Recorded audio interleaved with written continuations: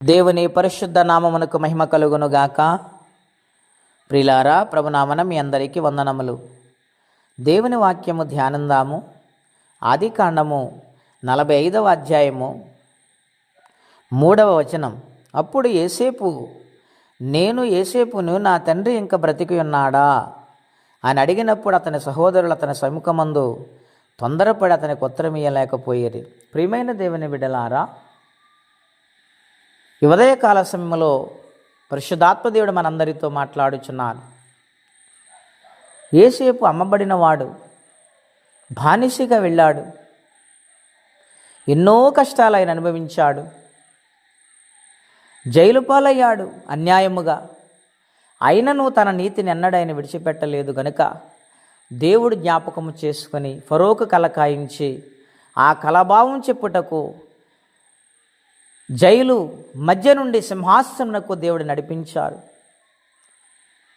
ఫరో ఆ కలభావం చెప్పినప్పుడు, దాని అర్థం చెప్పినప్పుడు, ఇతని వలె దేవుని ఆత్మ కలిగిన వారిని మనం కనుగొనగలమా అని ఆ రాజ్యములో ప్రకటించి ఉన్నతమైన పదవిని యోసేపుకి ఇచ్చినారు. అటువంటి జీవితాన్ని పొందుకోవడానికి ఎన్ని సంవత్సరాలైన కష్టపడ్డాడు, ఎన్ని బాధలు అనుభవించాడు. ఐగుప్తు దేశంలో కరువు రాకుండా,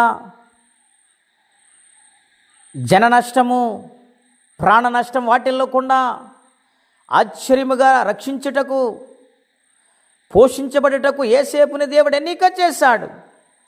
కారణం ఒక్కటే, యోసేపు నీతిమంతుడు, దేవుని యందు భయభక్తులు కలిగిన వాడు, దేవుని ఆత్మతో నింపబడిన వాడు గనుక ఎన్ని కష్టములు భరించినా దేవుడు అతను విడిచిపెట్టలేదు.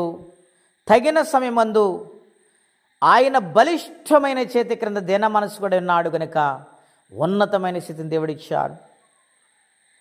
ఆ యొక్క దేశానికి అధికారి ఉన్నప్పుడు యాకోబు కుమారులు ఆహారము కొనడానికి వెళ్ళి 1-2 మారులు వారు మాటలన్నీ మనము చూస్తాము గ్రంథములో. చివరికి యోసేపే తనకు తాను బయలుపరుచుకున్నాడు తన అన్నలకు.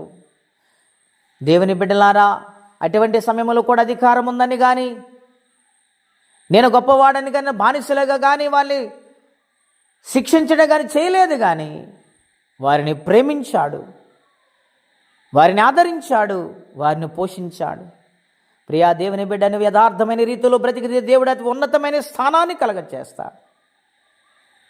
ఒక్కొక్కసారి నిందలు, అవమానాలు వస్తాయి, భరించాలి, దేవుని కొరకు బ్రతకాలి, సాక్షిగా నిలబడాలి, యేసేపులా జీవించాలి. అటువంటి జీవితం మనందరం పొందుకుందాముగాక. ప్రార్థన అండి. అత్యంత కృపగలిగిన దేవా, మహోన్నతమైన మీ నామం కొరకై వందనాలు. ఈ ఉదయకాలం మాతో మాట్లాడుతూ వచ్చారు. ఎంత గొప్ప మాటలు నాయనా. నాయన అన్నలే తండ్రి వచ్చి నాయన సాష్టాంగ నమస్కారం చేసినప్పుడు వారిని శిక్షించలేదు, కానీ వారిని ప్రేమించి ఆదరించి పోషించాడు.